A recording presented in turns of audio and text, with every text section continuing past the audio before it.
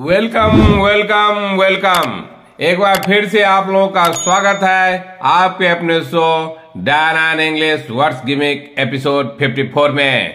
चलिए, आज का नया दिन, होली के बाद का दिन, और आज का सिचुएशन ये रहा। Hello, my dear friends. Seeing a constant stream of affection, a spontaneous flowing enthusiasm, and an unalloyed positive jest, even self-satisfied Daniel and Anil couldn't thwart themselves from saying you preponderance of thanks to you all for being with us, for following us, for becoming an ardent follower of Dan English and its content. Hello, my dear friend. Today's situation for you as follows, with genuine new insight regarding Habab in Holi and Git type situation compelled to come even to government machinery on all fours. Utter in a few well-chosen words. Can you dummy up yourself? Will you fall off or not? चलिए, ये जो situation Holi पे आधारित, क्योंकि आप लोग जानते हैं कि होली में ये सब घटनाएं होती रहती है, उसी पे आधारित ये सिचुएशन है। चलिए, इसमें जितना भी वर्ड हम लोग यूज किए हैं उसका शुरुआत करते हैं explanation with example without any further delay. और आज का पहला वर्ड ये रहा, दैट इज इनसाइट। इनसाइट, देखिए आई के ऊपर लकीर है, इसका मतलब आई को आई पे जोड़ देना होगा, और ए आई होता है तो क्या पढ़ेंगे? इनसाइट। इनसाइट। इनसाइट ये नॉन कंटेबल भी है और ये अनकंटेबल भी होता है। इसका मतलब होता है डीप अंडरस्टैंडिंग, मतलब अच्छी समझ। एग्जाम्पल से क्लियर कीजिए। पहला example, Dan and English words gimmick provide you an insight into words intricacy. जैसे आप जानते हैं कि हम लोग जो डैन एंड इंग्लिश में वर्ड गिमिक लेके आए हैं, तो ये इससे आपको क्या होगा कि वर्ड का जो इंट्रिकेसी है, जो उसका जो बारीकी जो है आपको समझ में आएगा, और वर्ड के बारे में डीप अंडरस्टैंडिंग जो है, जो अंदरूनी, जो अंदर का अंदर जितना बोलेंगे, जो परत जो खोलना होता है, तो हम लोग वर्ड्स गिमिक में ये काम करते हैं। इसलिए मैं बोला कि Dan English words gimmick provide you an insight into words intricacy. And second example is quality insight you can get by being a student of Dan English. देखिए, ये डैन इंग्लिश में रहने पर आपको जो क्वालिटी जो होता है, मैंने ये आपको समझ में आएगा कि क्या चीज होता है, नहीं होता है, क्योंकि डैन इंग्लिश इस पे काम करता है। क्योंकि हम लोग का ये कहना है कि डीप अंडरस्टैंडिंग होना चाहिए, किसी भी चीज का समझ आपको अंदरूनी होना चाहिए, पूरा जड़ से समझ में आना चाहिए, तब आपका एक्सप्रेशन बहुत ही अच्छा होता है। No problem at all will find anywhere during speaking as well as writing anywhere. And third example is the detailed insight is provided regarding English. जैसे मैं पहले बताया, यदि यहाँ डैन इंग्लिश तो नहीं लिखा है, लेकिन फिर भी मैं बताऊंगा कि डैन इंग्लिश में यदि आएंगे तो इंग्लिश से रिलेटेड जितना भी है उसका पूरा मैंने डिटेलिंग यहाँ किया जाता है। पूरा डिटेल आपको अंडरस्टैंडिंग हो जाएगा, कहीं भी कोई भी छोटा भी प्रॉब्लम आपको नहीं रहेगा। उसको हम बोलेंगे an iota of problem will not remain with you, क्योंकि हम लोग इस पे काम करते हैं, वो भी पहले दिन से काम करते हैं। क्योंकि हम लोग का ये कहना है कि यदि आप इंग्लिश में, डैन इंग्लिश में यदि इनरोल लेते हैं, तो आपको कंपटीशन का हो, बोलने का हो या लिखने का हो, किसी भी फ्रंट पे आपको कोई दिक्कत ना हो। कब होगा? जब किसी लैंग्वेज के बारे में आपको डीप अंडरस्टैंडिंग होगा, जब इंसाइट आपको होगा, डिटेल इंसाइट होगा। चलिए, आज का सेकंड वर्ड ये रहा, दैट इज हबाब। हबाब, देखिए एच के ऊपर लकीर है, इसका मतलब पे जोड़ देना होगा। पेट कटा हुआ ए, दैट इज अ। पेट का फिर दोबारा है ए, पेट कटा हुआ, दैट इज अ, तो पढ़ेंगे हबाब। हबाब ये नॉन अनकाउंटेबल है, इसका मतलब होता है a lot noise created by a lot of people, means हो हल्ला, हल्ला बालू जिसको बोलते हैं, शोर शराबा। जैसे शोर शराबा हुआ। जैसे एग्जाम्पल से क्लियर कीजिए। पहला, hardly understand any word in hubbub. मान लीजिए कहीं पे शोरगुल बहुत हो रहा है, बहुत सब चीख चिल्ला रहा है, अब जोरों से हल्ला हो रहा है, तो आप उसमें कुछ भी, कोई मान लीजिए किसी से आप बात करना चाह रहे हैं, आपको कुछ समझ में नहीं आ रहा है। इसलिए मैं बोला कि मैंने मुश्किल से भी एक शब्द मुझे समझ में नहीं आ रहा उस शोरगुल में, तो इसको मैं इस ढंग से यूज किया। And second example is hubbub can be seen in fish market. ये शोरगुल जो ज्यादा देखेंगे कि आप जो फिश मार्केट होता है, मछली बाजार होता है, वो केवल शोरगुल से ही भरा रहता है, उसी को मैं बताया hubbub can be seen in fish market. And third example is on the day of Holi everywhere you can find nothing but hubbub. जैसे आप जानते हैं कि होली हुड़दंगों का खेल है, सब हर्षोल्लास से मनाता है, पूरा जोशो खरोश से रहता है, पूरा कहीं पे गाना चल रहा होता है होली, तो वैसे भी हर्षोल्लास से मनाना ही चाहिए। इसलिए मैं बोला कि होली के दिन में खास करके जहां तहां, यहाँ वहां, जहां तहां आप शोर शराबा ज्यादा पाएंगे। इसलिए बोला on the day of Holi everywhere you can find nothing but hubbub. And third word of this show that is Git.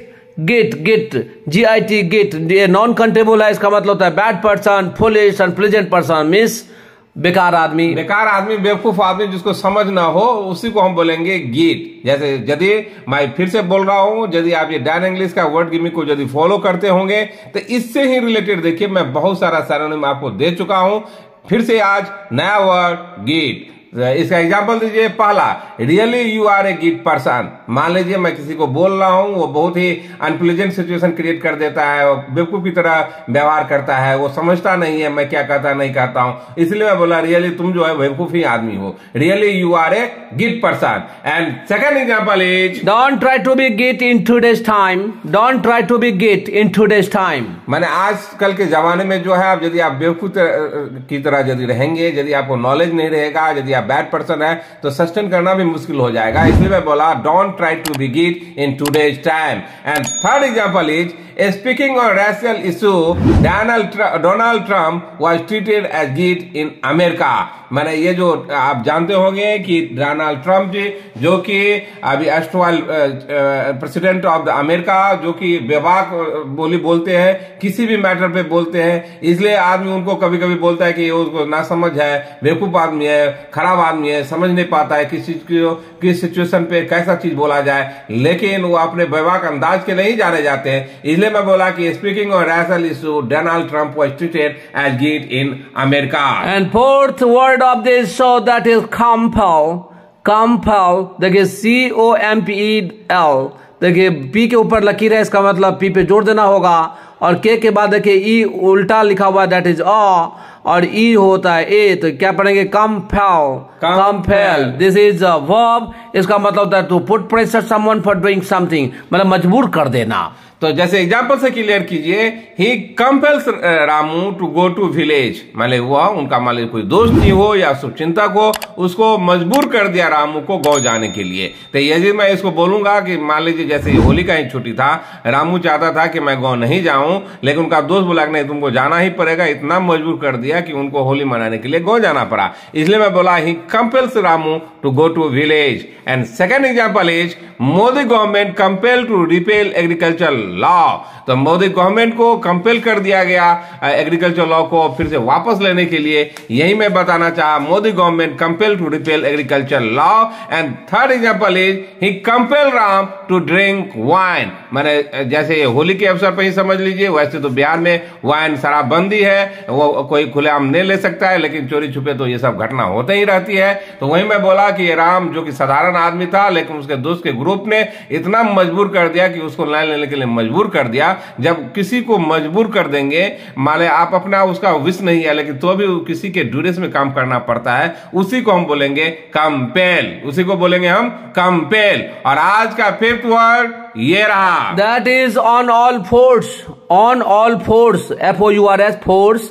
This is idiom, come on your knees and hand means crawling, means जो पैर और नी और दोनों हाथ पे जब आ जाते हैं, घुटने के बल बोलते हैं ना, घुटने के बल आ जाना, घुटना टेकना, जो घुटना टेक दिया उसी को हम बोलेंगे ऑन ऑल फोर्स। जैसे पहला एग्जांपल देखिए, due to farmers dharna at Ghazipur border, Modi government got down on all force. जैसे आप देखे होंगे, वैसे मोदी गवर्नमेंट किसी भी ऐसे इशू पे ऐसा होता नहीं है, लेकिन फार्मर का जो इशू बीच में आया, उस समय रियली में मोदी गवर्नमेंट को मजबूर कर दिया, घुटना टेका दिया समझ लीजिए फार्मर किसान ने, और उनको लॉ जो था वापस लेना पड़ा। उसी को मैं बोला due to farmers dharna at Ghazipur border, Modi government got down on all force. And second example of this idiom, Daniel and Anil can't be on all force before anyone. मैंने हम लोग का ये कहना है कि मैं Anil, my elder brother Daniel, हम दोनों आदमी मिलकर ही डैन इंग्लिश चलाते हैं। तो यही मैं बोला कि डैनियल और अनिल का हम लोग का नेचर ऐसा है कि हम किसी के सामने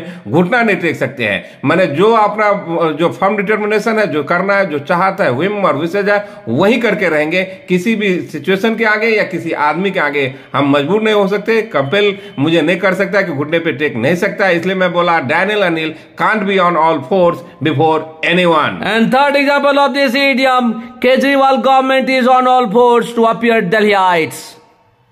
Kejriwal government is on all force before Delhi aids. मैंने आप जानते हैं केजरीवाल जी जो वादा किए थे मैं ये कर दूंगा वो कर दूंगा प्रॉमिस, लेकिन समझिए उनके सामने घुटना टेक दिए, दिल्ली वाले को बोल दिए मैं मजबूर हूं, मेरे पास इतना ये नहीं है वो नहीं है, लेकिन आपको मुझे साथ देना पड़ेगा क्योंकि सब पावर मेरे पास नहीं है।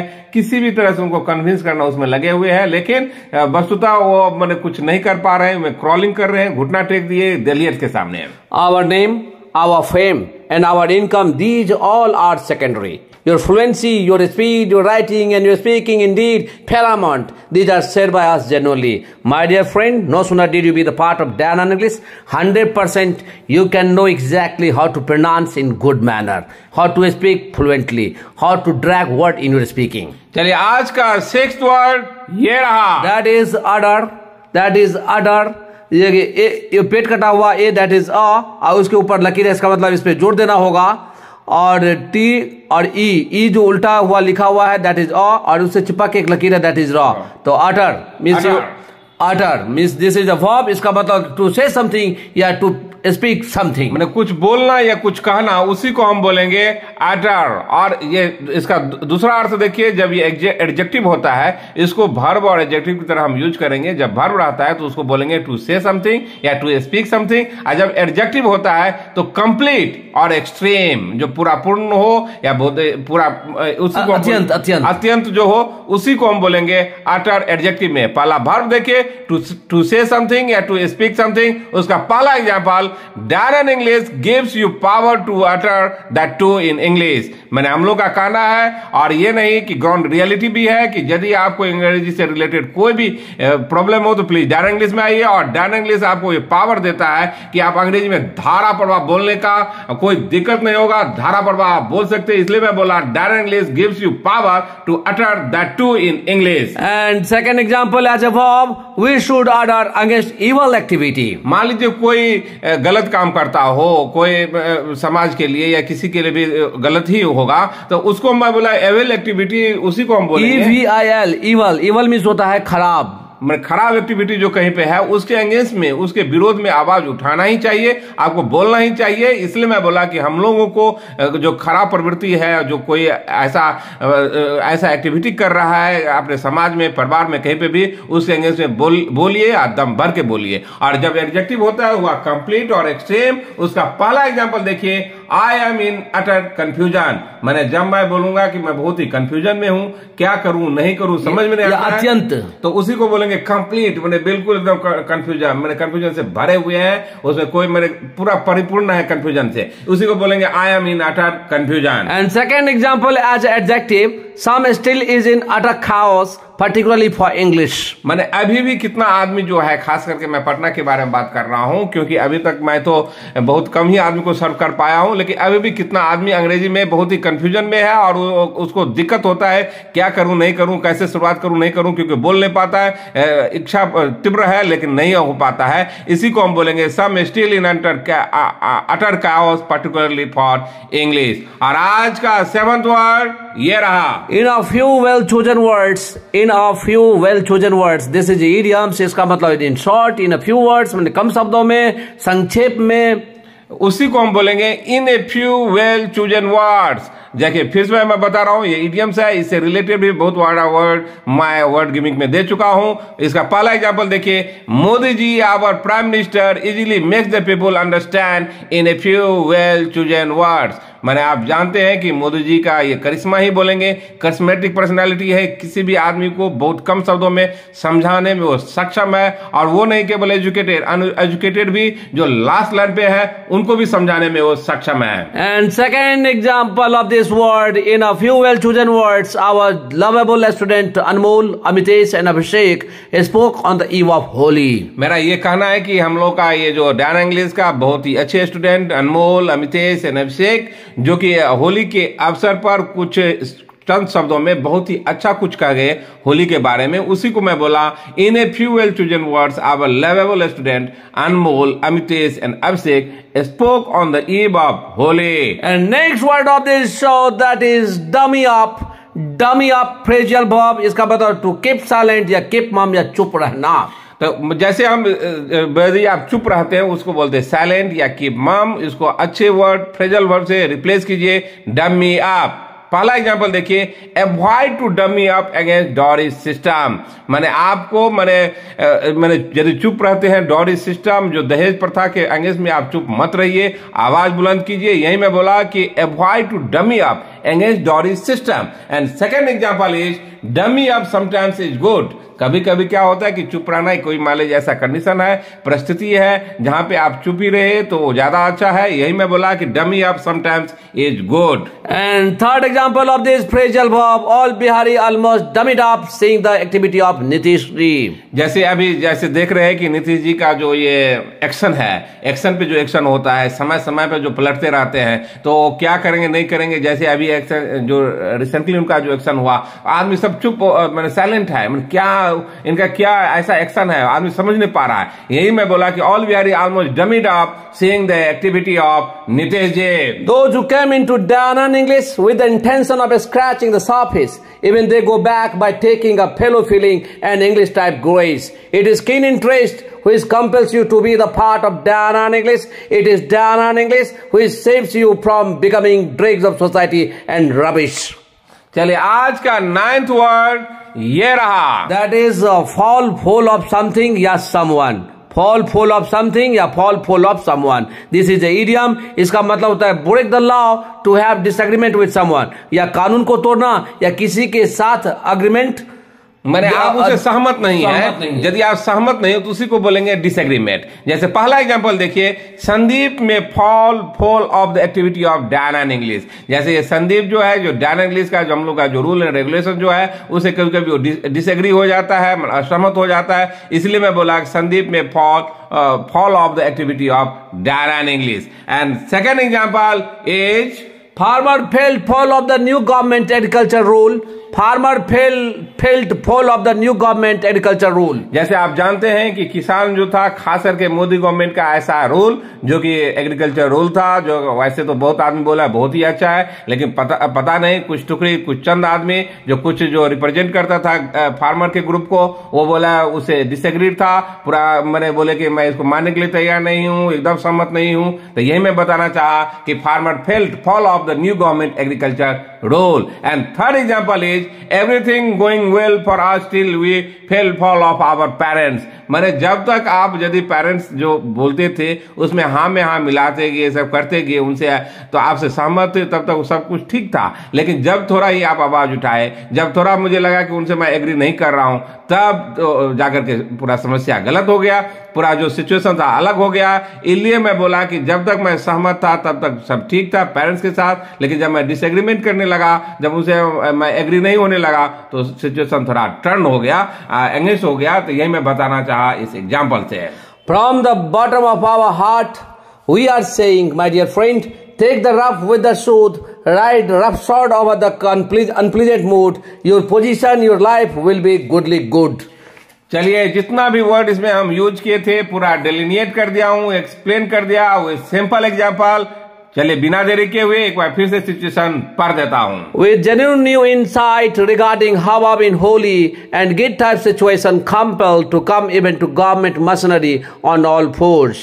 Utter in a few well chosen words. Can you dummy up yourself? Will you fall full of or not? चलिए तब तक इस पे वर्क कीजिए। यदि आपको अच्छा लगता हो तो please like it, subscribe it and share it. तब तक के लिए बाय बाय।